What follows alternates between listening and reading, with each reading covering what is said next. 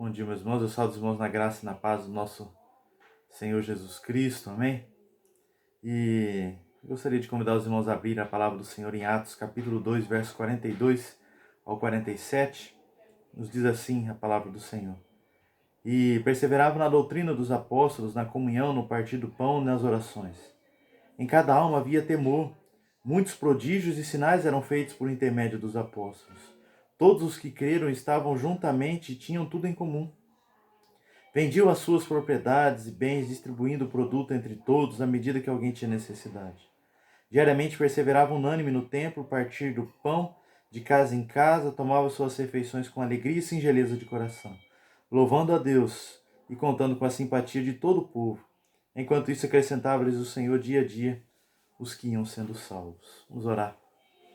Deus e Pai de nosso Senhor Jesus Cristo, é com grande alegria que nós colocamos, ó Pai, a nossa vida diante de Ti, em louvor, em adoração, em culto, ó Pai, suplicando a Deus Tuas ricas bênçãos sobre nós, abrindo, ó Pai, os olhos do nosso coração para compreender a Tua palavra e a Tua vontade, ó Pai. Senhor, oro, colocando-nos diante de Ti, pedindo que o Senhor nos ajude a conhecer e a adorar ao Teu nome, ó Deus. Assim oramos no nome de Jesus. Amém. Nós vamos tratar sobre a igreja e a sua responsabilidade. E a palavra do Novo Testamento que se refere à igreja é a palavra eclesia, não é? Que tem um composto formado ali de um verbo chamado kalel, né, com um ek. Então, kalel, que tem um significado de chamar, convocar, e ek é a palavra fora de, né, ou para fora, né? Então, o verbo pode significar no sentido de vou chamar de fora, não é? Então, os chamados, aqueles que vêm de fora, não é? O uso no Novo Testamento também tem a ver com a questão de convocar. Nós estamos então convocando uma assembleia, não é? Mais ou menos parecido com isso. Então essa palavra tem uma implicação positiva, não é? Referindo-se a essas pessoas, a esse chamado a essas pessoas, né? Que estão relacionadas a Deus e eles então obedecem esse chamado, né? A gente crê também nesse chamado irresistível, né? Quando ele chama, nós obedecemos, né? As suas ovelhas ouvem a sua voz, né? E o seguem, né? Ele chama e nós obedecemos, né? Então quando a gente olha, Deus nos chama então lá do mundo, né? Morto em nossos delitos e pecados e nos chama para Ele, né? Assim também a gente olha para essa igreja local, que é esse corpo a qual o Senhor então chamou para si, né? Jorge Peters, ele coloca 5 pontos no grego clássico, né? Trazendo as seguintes qualidades para essa palavra eclesia. Então diz que é um povo chamado, um povo convocado, é um povo também de uma linhagem especial, é um povo reunido com um propósito específico, um povo que resolvia os seus problemas segundo os princípios da igualdade e irmandade, também como lemos em Atos, não é? No capítulo 2, e um povo relacionado de forma singular, todos juntos adorando a Deus, o único e verdadeiro Deus. Na semana passada nós falamos um pouco sobre esse viver como igreja, viver o sobrenatural como igreja de Deus, né? E podemos viver esse sobrenatural porque hoje nós somos chamados de homens espirituais, né? Ou seja, o nosso homem natural morreu lá em Cristo Jesus, né? Ele tirou o nosso coração de pedra, nos deu então um novo coração, um coração de carne que agora o adora. Como diz em 1 Coríntios 6,19 também, né? Esse conceito de igreja agora é onde Deus habita, né? 1 Coríntios 6,19, acaso não sabeis que o vosso corpo é santuário do Espírito Santo, né? Que está em vós, o qual tendes da parte de Deus, e não sois de vós mesmos? Então nós agimos hoje diante desse sobrenatural de Cristo Jesus em nossas vidas, né? Através do Espírito Santo. E podemos então realizar as obras por causa do Senhor Jesus Cristo, e somente nele, né? João 15,5 diz, quem permanece em mim ou nele, esse dá muito fruto, porque sem mim nada podeis fazer, né?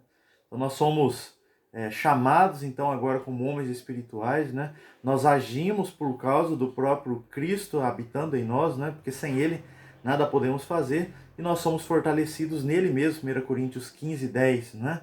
Mas pela graça de Deus sou o que sou, a sua graça que me foi concedida não se tornou vã. Antes trabalhei muito mais do que todos eles. Todavia não eu, mas a graça de Deus comigo, né? Então nós éramos homens naturais, passamos a homens espirituais, agimos, né, de acordo com o sobrenatural do próprio Cristo, né, agindo nele e sendo fortalecidos por ele também, né? Então nós vamos ver hoje sobre essa responsabilidade da igreja. Nós vimos sobre a igreja ser e agir mediante esse sobrenatural. Nós vamos ver hoje que a igreja tem algumas responsabilidades.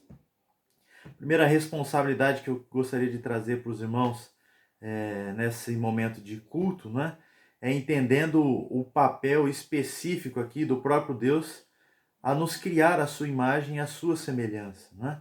Apesar então desse homem caído lá no Éden, né, ele foi restaurado em Cristo Jesus.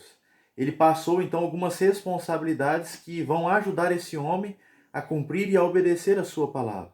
É o que nós vamos ver a seguir então sobre algumas responsabilidades da igreja. A primeira responsabilidade que eu gostaria de trazer então é o que se refere à adoração, né? Muitas vezes um dito principal no que se refere à igreja é a questão do evangelismo, né? De proclamar o Senhor Jesus Cristo a todas as nações, né? No entanto, é uma responsabilidade sim, né?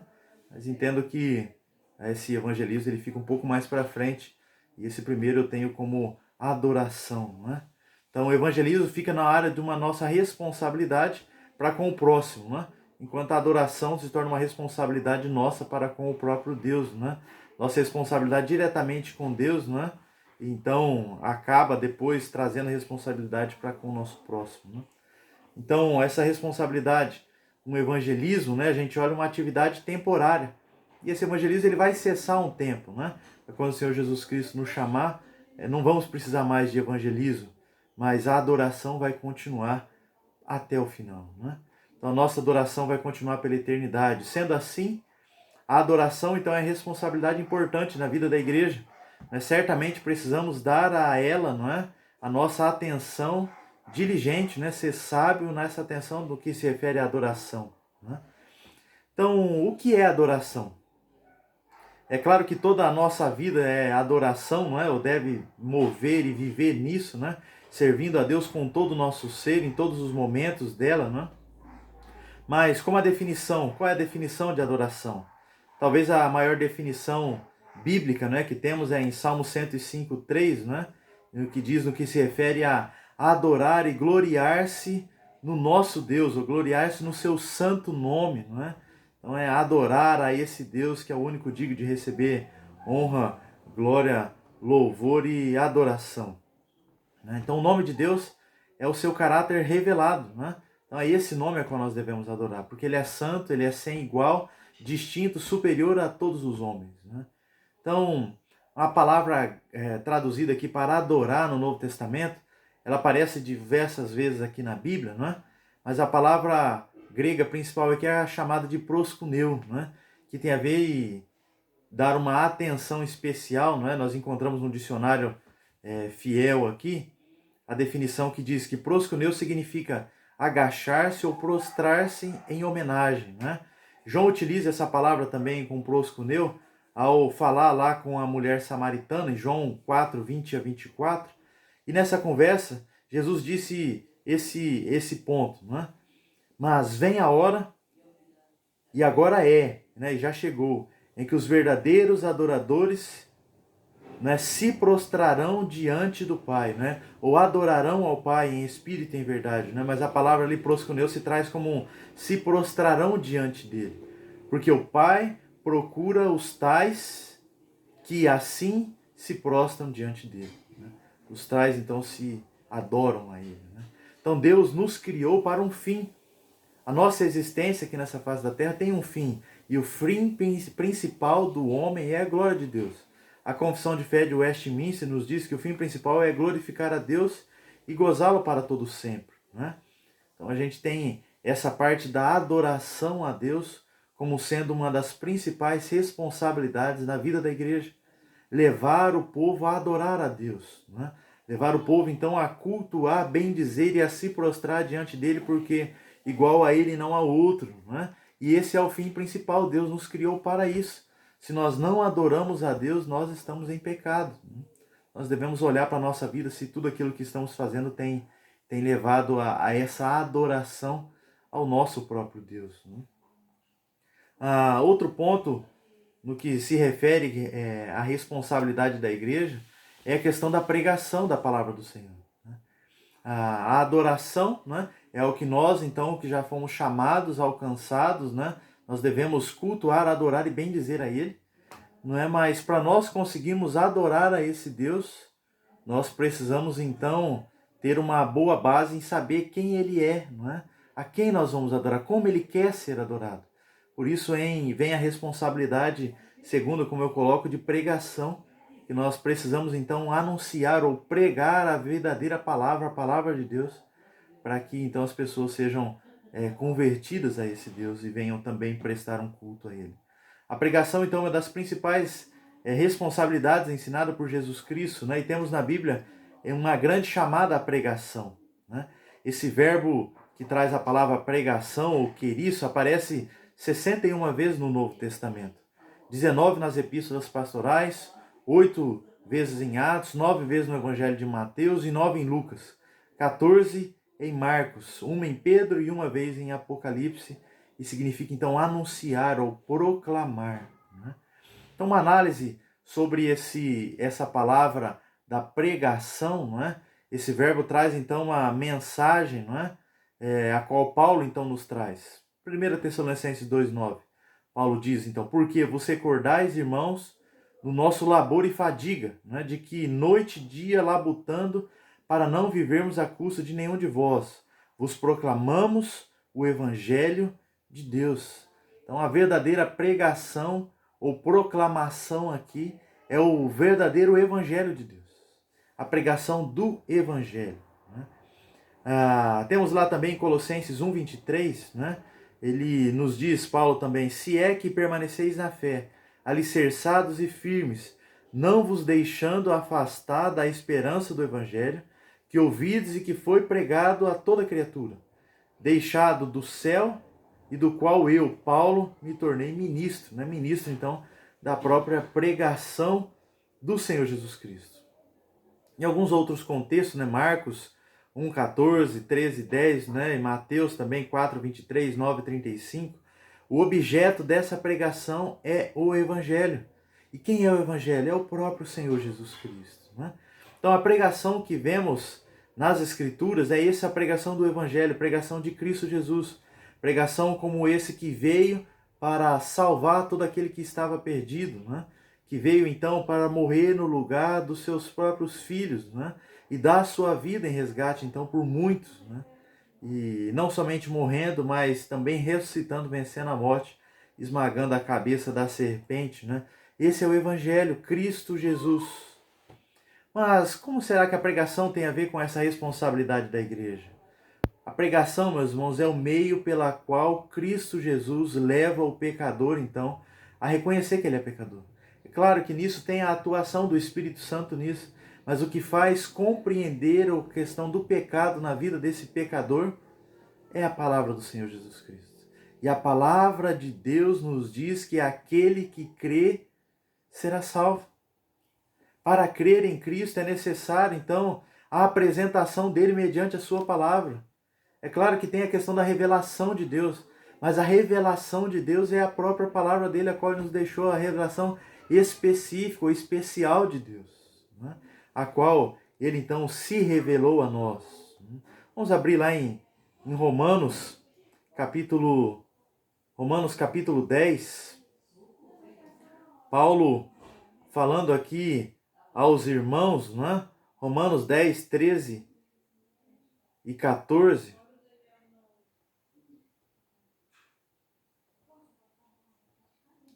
Romanos 10, 13 e 14, ele nos diz assim: porque com o coração se crê para a justiça e com a boca se confessa a respeito da salvação. Porquanto, pois não há distinção entre judeu nem grego, uma vez que o mesmo é Senhor de todos, rico para com todos os que o invocam. Verso 13, eu li do 11, né? Verso 13, todo aquele que invocar o nome do Senhor será salvo. 14, como porém invocarão aquele em quem não creram? E como crerão naquele em quem nada ouviram? E como ouvirão se não há quem pregue? E como pregarão se não forem enviados? Como está escrito, conformosos são os pés dos que anunciam as coisas boas. Então, quando a gente olha para a palavra de Deus, a gente vê essa responsabilidade na vida da igreja. Primeiro, como adoração a Deus. Segundo, como pregação, né? Então, a adoração é o alvo principal dessa igreja, que ela vai adorar a Deus. A pregação é aquela que vai trazer as pessoas a adorar a Deus, num sentido de conhecer a Ele e no sentido de adorar verdadeiramente por quem Ele é e como Ele quer ser adorado. Uma revelação específica está lá na palavra do Senhor. Não é? Então, quando a gente lê, não é? Todo aquele que invocar o nome do Senhor será salvo. Não é? Mas como invocarão se não creram? Não é? Então é preciso anunciar, é preciso falar, não é? Para que eles venham crer e eles venham então conhecer a Deus. E eu lembro de uma certa feita que nós fomos sair para uma viagem missionária e nós estávamos saindo para algumas visitas missionárias, né? De evangelismo. E quando estávamos saindo, o pastor responsável perguntou se todo mundo estava com as Bíblias postas, não é? A gente já ia montar no nosso barco, e a Bíblia na mochila, não é? E água e facão. E um dos jovens que estava conosco lá, ele não estava levando Bíblia, mas ele estava levando a sua traia de pesca, não é? A sua vara, o anzol, as iscas, não é? Estava tudo no jeito, né? E ele estava esquecendo a Bíblia. E o pastor disse a ele, né, naquele momento, para se atentar, porque agora nós estávamos indo ser pescadores de homens, né, e não de peixes. Né? E nós devemos então olhar para essa questão da pregação, e muitas vezes essa questão da pregação e de muitos missionários, tem até mesmo missionários levando outra coisa sem ser o evangelho. Né? Então, missionários sem o próprio evangelho, missionários sem a própria palavra de Deus. Né? Então, a gente vê que a pregação é algo específico na vida da igreja que deve ser conduzido, então, de uma forma muito especial. Nós vamos dar continuidade a esse tema, não é? Na semana que vem, como sua igreja e a sua responsabilidade. Primeira responsabilidade, então, dessa igreja, não é? Um chamado a essa igreja, esse povo que se reúne de forma sobrenatural de Deus, né? Um povo chamado, um povo convocado, povo que vem de uma linhagem especial, que se reúne com um propósito específico, não é? Um povo então que adora a Deus de forma singular, não é? Esse povo então, ele tem a responsabilidade de adorar a Deus de forma certa, não é? De forma então que venha colocar a Deus no centro, né? Que venha reconhecer a Ele, que venha se prostrar diante dele, né? Porque é para isso que fomos criados. Mas também tem a sua responsabilidade na pregação, né? Na pregação de trazer a mensagem do Senhor, do Evangelho, em saber como Deus quer ser adorado. E posterior, então, na semana que vem, nós vamos ver um ato de responsabilidade na questão de proclamação, não é?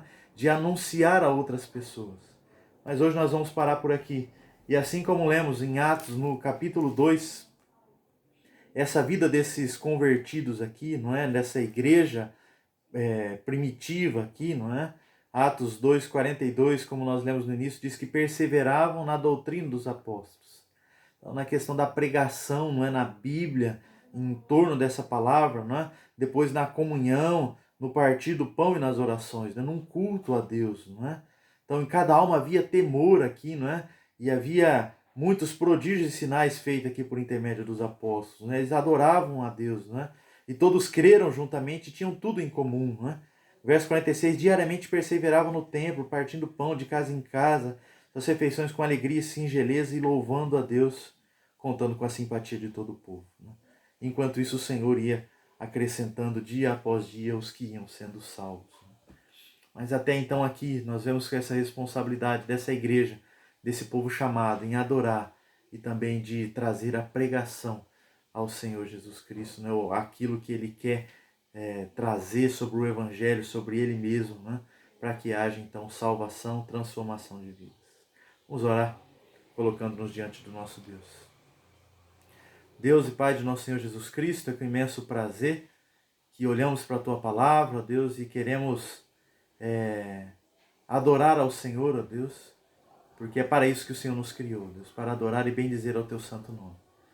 Assim nós queremos, ó Pai, que o Senhor nos prepare, Deus, os nossos ouvidos, a nossa mente, ó Deus, para ouvir a pregação da tua palavra, do evangelho do Senhor Jesus Cristo, Pai.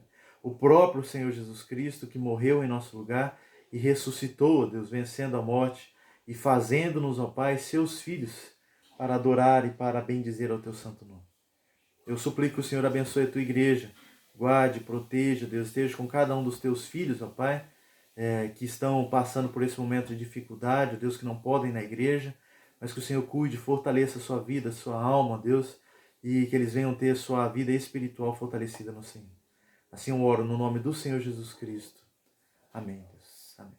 Deus abençoe, fiquem na paz, um bom domingo a todos e uma boa semana.